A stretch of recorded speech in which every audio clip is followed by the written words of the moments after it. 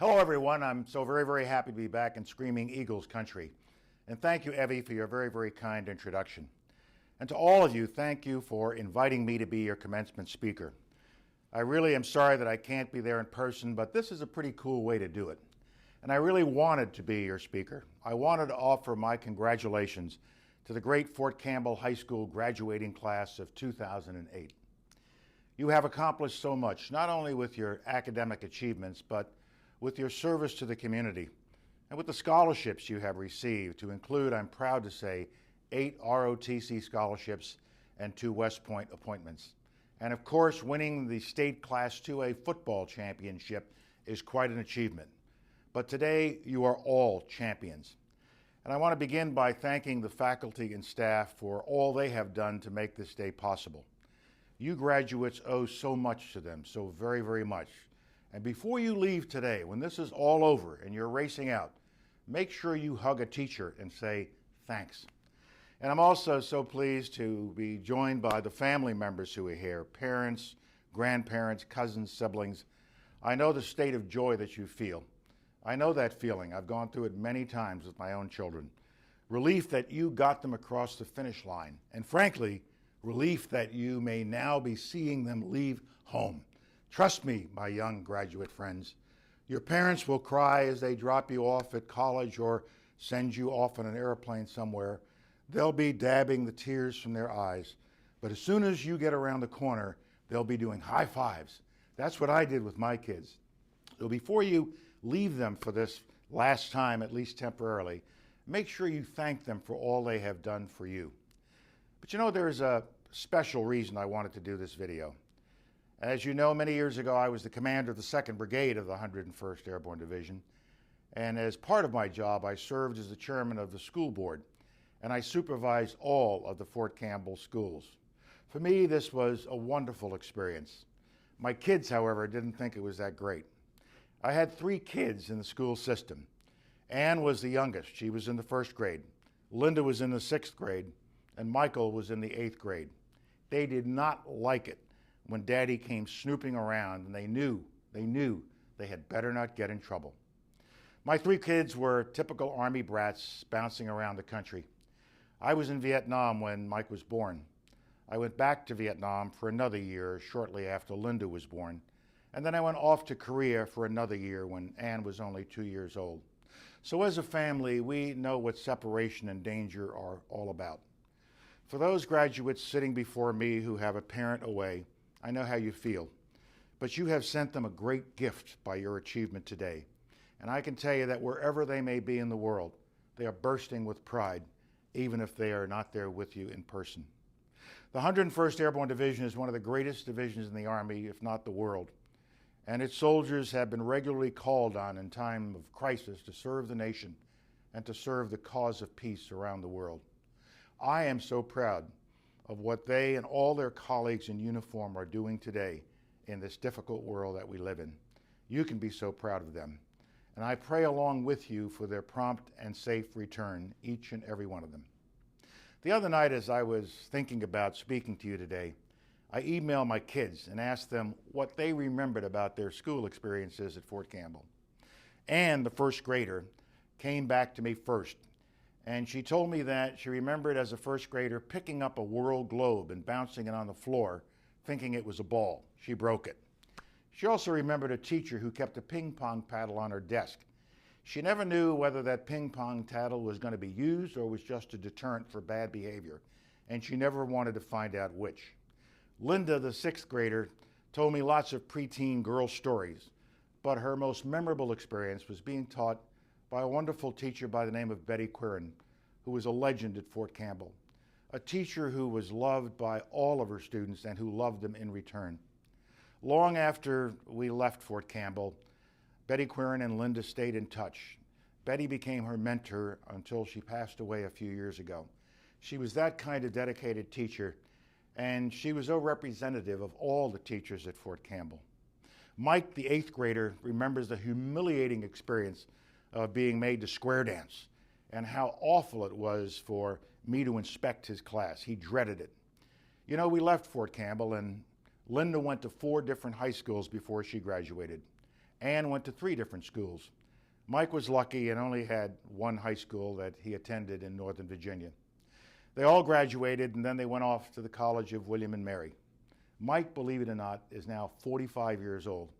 He went into the Army, but he was seriously injured and medically retired with 100% disability. But he recovered. He became a lawyer. He overcame his adversity and rose to become chairman of the Federal Communications Commission. Linda became an actress. She's appeared on Broadway with James Earl Jones. You can sometimes see her on Law & Order, and you can catch her on TV in Tyson's chicken commercials. Ann is a television producer for ESPN.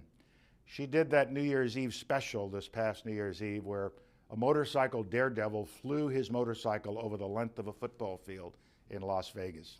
I am proud of them all. But back then, back at Fort Campbell so many years ago, I could not have told you where any one of the 3 of them were going to end up. None of you can be sure where you are going to end up.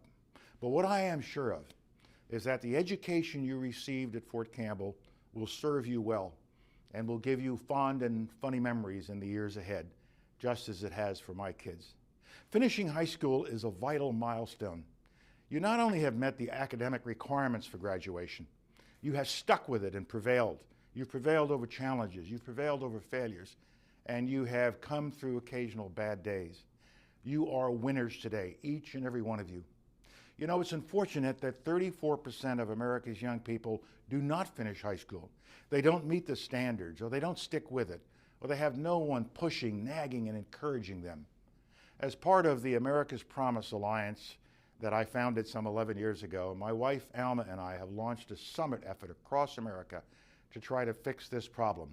We're going to be holding 100 summit meetings all across America because we cannot afford this loss of young people who don't get their high school education, not in the world that we are living in. But each of you has prevailed, and each of you is now on a path to success. You have to now build on the solid foundation you got at Fort Campbell. Many of you will go to college. Others may just go into the service, yet others into trades and other endeavors. Wherever you go, keep reaching up. Remember the standards of excellence you were taught here. You are now free to follow your own dreams and seek your own destinies. You will be responsible for your success or failure. There are so many people waiting to help you to be a success as you go forward. Failure is something you do all by yourself. And in this wonderful country of ours, you will be limited only by your own ability, your own ambition, and your own willingness to work hard. America gives you such fantastic opportunities, unlike any other country in the world. But there is a price you must pay for these opportunities. The price is good citizenship, to be good citizens, to vote, to be active in your community, to be responsible adults, to pay back to your society and to your community what it has given to you. You've already demonstrated that you understand this by what you have been doing in community service while at Fort Campbell High School. You know, the world that you are preparing yourself for is so different from the world of 1977 when I left Campbell. While we must remain focused on places like Iraq and Afghanistan, there is a broader world out there that is moving down a path of globalization and openness. The hostile empires we worried about back in 1977 in Russia and China are gone. More people are living under democracy today than ever before. More wealth is being created in the world than any other time in history. Economics, energy, and the environment are becoming more and more important. A fascinating new world is waiting for you to lead and for you to shape. We know you'll be up to it. Here's what I want you to do. First, find out what you want to do with your life. Don't stop looking until you find something that you do well and you love doing. And when you find that thing, give it all that you've got. I want you to live a life of virtue. I want honesty to be the hallmark of your whole life. I want you to display moral and physical courage, integrity and character, always doing the right thing, staying away from those things that you know will get you in trouble. Make sure you have a sense of shame that kicks in all the time to tell you what the right thing is to do. Make sure that you develop a reputation so that everyone can look at you and say, that's someone I can trust. Trust, trust. Live a life of excellence. Make sure you live a life of service to others. Learn to deal with disappointments and failures. I fail at something every single day. And I've learned over the years that what you need to do with a failure or a disappointment is to study it, learn from it, internalize what you have learned, and then roll it up and throw it over your shoulder and never look at it again. Move on. Always be looking through the front windshield of life. Don't worry about what's in the rearview mirror. There's nothing you can do about it. Always move forward. Live a life of kindness. I once heard a gentleman say who was having some difficulty in life, and he was speaking to a group of us, and he was talking about himself, and what he said was, always show more kindness than might seem necessary to someone, because the person receiving it might need it more than you know. So live a life of kindness. I'm so proud of you all, and I congratulate you for your achievement. And I charge you to go forward from this place inspired by those who have gone before. Go forth with the love of your families and the blessings of your teachers. Go forth to perform your duty, to protect your honor, and to serve the nation. Go forth and prosper. Raise strong families when the time comes, remembering that all you can ever leave behind, your good works, your reputation, and the next generation. Go forth and let your dreams be your only limitations. So good luck to the class of 2008, and God bless you all. And one final thing, I want to show you my 101st Airborne Division coin. I've had it for 34 years and will never lose it. Thank you. Have a great day.